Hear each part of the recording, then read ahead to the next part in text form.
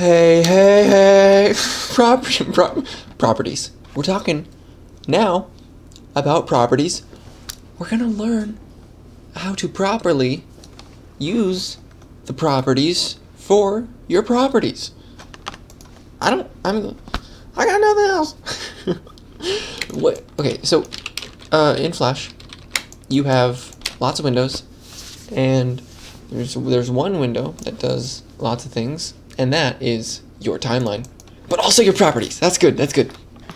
Here, I talked about it briefly in the first one, and I'm going to go more in depth and try and help understand every function now in this video here. So when you open Flash, by default it's on the selection tool, and you see your document properties. Now, here's what happens. For each tool, there is a properties selection. It is the same for all manipulation tools. That is this, and this. Learned about that already. And it is the same for the view tools and oh yeah, these are manipulation tools, sorry.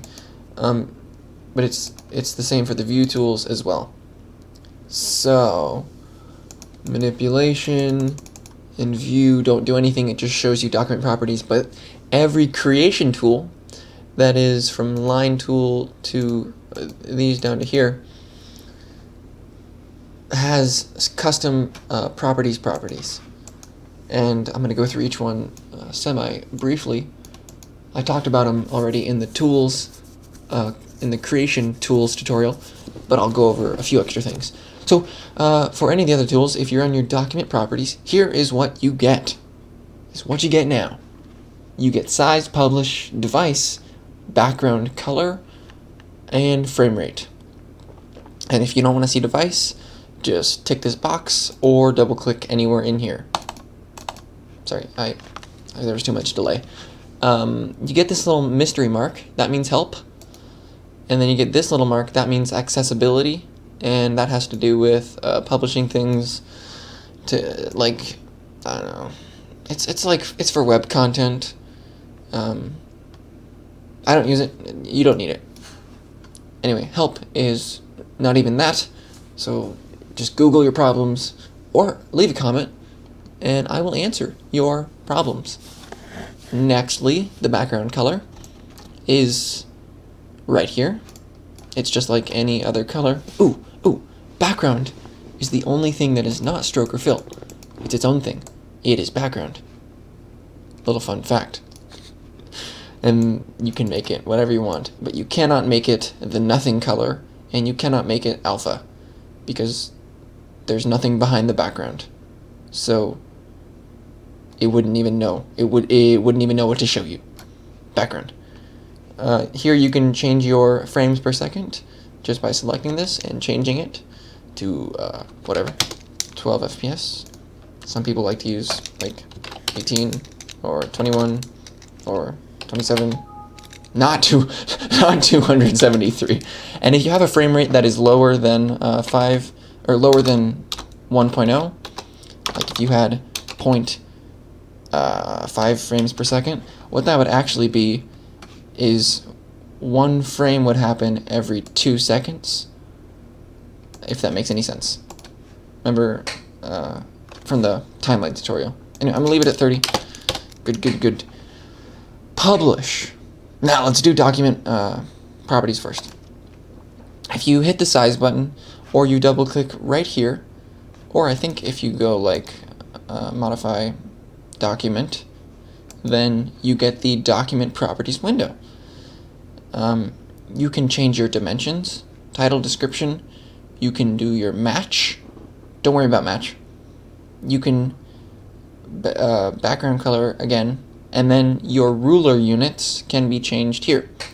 I keep it on pixels so it matches up with my background resolution, but you can change it to inches and whatever you want. So that means if you right click in the stage and go rulers, then these little numbers will be in pixels like I wanted, but you can also do them inches. And there they are. There they are for you. Good to go. And that well, it's kind of relative. Like, I don't even know how Flash tries to know. I'm holding a ruler up to my screen. Yeah, it has to do with, I don't know. I guess there's like a universal pixels to inches ratio, and your DPI will make this not true to real life very quickly. When, oh, no, I'm at 100%. You know what? Flash knows. Flash knows the DPI of your monitor, and inches will be true if you're at 100%. You know, whatever. Fun fact, but I don't use rulers very often. Good to go. Pixels. Oh, 800, not 799.9. Now, in Publish, you can change things like, you usually only ever be in the Flash tab, but you can change what player version you export with. You can change what action script your document uses. Boy, action script 1. That is about as irrelevant as it gets right now. And 2 is definitely just about long gone. You can change those if you're a coder. These, I don't change them. Really, publishing is like a swoof is packaged pretty well, and if you're gonna export to video, just use swivel. Swivel.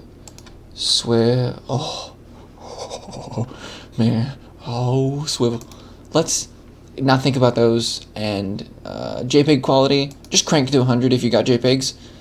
Don't get those weird artifacts, I guess.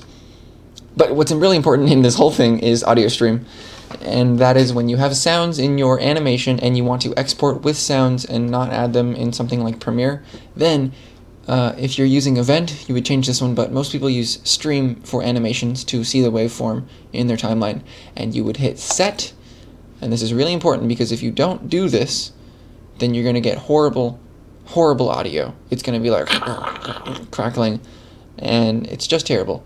You can keep it as MP3, and then you can pump up the bit rate. 128 is pretty standard, but you know, why not do 160? It doesn't, I mean, these files are so small that it doesn't even matter. Quality, best. And then stereo to mono is about channels. People, just keep it stereo, so in case you have like different audio in the left and right, then it'll maintain that. And that'll sound great. So if do that. Or you can like put it to raw and then crank this to 44, and that'll also be good. Those are the only two I ever do. Speech, I'm not a sound person very much, but yeah, raw will work and MP3 will work. Good, great. Local, just don't use that one. In fact, just close this entirely. Just close it. Because settings isn't necessarily about document properties. I mean, properties isn't about document properties. Let me click the line tool. It changed. Not line tool. Line tool. You get line options, and you get stroke hinting. You get join and bevel. What even is this? Listen, most of the stuff in Flash, it's just there because it has to be. The things you need are size and color and type. That's what you need, an end cap type. But I guess maybe what this has to do with is where two lines join up, you can change how it looks when they meet, which, there you go. You can make it spiky if you like, so, you know, you get more. You can have like corners if you're drawing a rectangle, because normally when you use join and it's on round, your rectangles look like that. Maybe you don't want that, but if you didn't, I mean, you could just draw it like this and then do that. You get what I'm saying. You would do this and then you change the color there, but you have the option to do it with lines, so it's there for you. That's the join. And then you can change custom properties of them. This is much advancedness to go into. But this is how I make stars. If you want to make stars, you go very sparse on stipple. You go random sizes and you go tiny, and then you make a huge brush stroke and stars. Stars. Okay, that's the only thing I'm gonna do for that whole custom thing. Done. Finished. Moving on to the pen tool. Pen tool has the exact same options as the line tool because it is a stroke as well. I think it just doesn't have. Here, let me put it back to a normal type. Pen tool. Pen. Scale. What is that? Ugh, gosh, stop being. No, I don't use the pen tool. I don't want to use the pen tool. I don't know about the pen tool's properties because I don't use them. I know about text. Let me talk to you about text properties. This, let me get a word going. Let me get beans, and this can be lavender and a good font like letter Gothic. There. Jeans beans. Okay. Let's make the letters far apart. That's this button. It's a slider. There you go. And in the negative is usually overlapping for most fonts. But sometimes it looks good. Then here you can change whether it's like squared or like underneath, like certain scientific notations. This,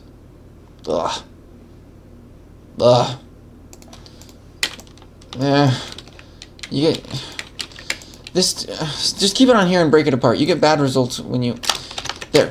Yeah. Just break it apart. Don't deal in text because text is it's a weird thing. Just break it apart. But yeah, back to text properties. You can change the font size, and if you want to go higher than 96, you can just select it, and I think you can go up to like 256. Maybe if I go like 800. No, you can go even higher. Let me see how the max is. 2500 is the biggest font size you can do. If you want to have it centered, that's all there for you, and to the right, and then justified, meaning it will try and fit the, like, here's what it'll do. You know what I'm saying. It fills the words from edge to edge. Yeah, word, line break, word, but there's not as many on the second one. It'll not even do what I'm saying. Forget anything I just said. I'm starting to seem like I know a lot less about what I'm talking about. No, they're really. In here is your paragraph type options. So you've got jeans, eans, and then you go paragraph options. This is okay. Let me put eans on the second line. Ands. You can change the space between lines right here. You can make an indent, which you might want to do for like just the first line. So you might just select that and then do an indent for that. And it changes only on what you have selected. So like if I've got the whole thing selected, then using this will change all lines. But if I've got just the space between L and ands, then this will only change that line. There you go. Next, there's this thing, which is about word wrap, I think. And you can rotate your font or your text so you can write that way. But you can just do that post fact and write diagonal, so you don't really need to use this. Anyway, text. It's almost always just going to be horizontal and broken apart, then animated. Yeah, text properties. Next, we have oval and scaling. Boy, I kid you not. I don't know what scaling does. It probably does something. But I don't like it, and I don't use it. Stroke hinting. Oh my gosh. Just focus on the first line. This changes your fill, and this changes your outline. Same as over here. Then custom properties, you can change the stroke type. Here you can do the end cap just like as if it were a line, and then it'll delete with square end caps. Here, the join is back. Same old stuff. Constrain stroke scaling in the layer. God, what is that? What does that mean? Constrain it to vertical. It doesn't even... Maybe if it's on vertical now. I truly have no idea what scaling does. I'm not going to worry about it. I'm going to move on. Because properties, I don't know. You spend enough time in it, you'll learn it yourself. We got rectangles. Exact same options as the oval. Good, great. Pencil tool. Same as the line tool. God, what does that mean? Somebody knows what it means. It's some kind of magic. We got a brush tool. This only has color and smoothing. You change size and stuff in the options, not the properties. That's brush. You got ink bottle. It's same as a line. And then the fill. Just the fill. Paint bucket. So there. Now that you have watched what I have had to say, you don't know what scaling does for strokes, and neither do I. But if I've made it this far without using it, hey, you, so can you too. Do that, because it's certainly not that important. What does it do? What does that mean? Scaling. It doesn't matter. It doesn't matter. You know about join. So that's all. And you know, oh wait, quick. If this is on the smooth option, then you can kind of do smoothing, but with lines. And you can change that here. Just like brush has smoothing, but it's different because a line is always going to be a line thickness, and it won't do stuff like that. So just mess around with it so you can get smooth pencil lines. I like ink. Yep. Is that all of it? Is that everything? Oh, there's certain stuff. Like if you select a symbol, your properties will change. Here. Alright. If you have a movie clip selected in your properties, it'll say it's a movie clip, and then you can like swap it out for other symbols, and it will just change it, and it'll keep the origin point the same. Good. That's swapping. Very common for character animators. This is more of the symbols tutorial, but you'll see stuff like the color like mode, the blending mode. There's caching. Here, ignore that tick box until the symbols tutorial, and then you can change what type of symbol it is. Then you can change whether it starts playing on the first frame, it loops, or it's just a one frame. You can change it to start on like the 9th frame, and there's nothing there. Inside of this, there is no 9th frame, but if there was, and if on that 9th frame it was a golden thumb, then that is what you would see, because it is on 9, but not so much on 8. Then you can change, you can always change if you've got stuff selected with height and position right here. So like if I want this to be exactly a 20 by 20 pixel square, it'll do that for me.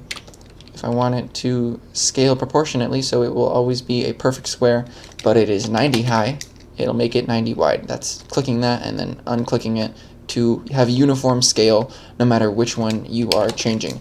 Great for finding out aspect ratios. Like, you know, if you have a 16:9, so 160 by 90, but you want to know what that is at 720, then you can find out. That's not, oh, okay. Ugh. Ugh. 160, 90, lock it, and then change the height to 720. There you go, 1280. 1280, 720. Great, it's good for doing those kind of calculations. And just great for scaling manually in both directions equally.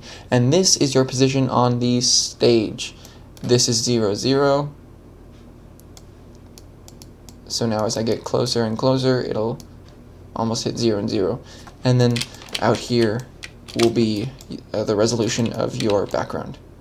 There, 800, 450, which is what I'm using. Good. Yeah. Those are them. Bye.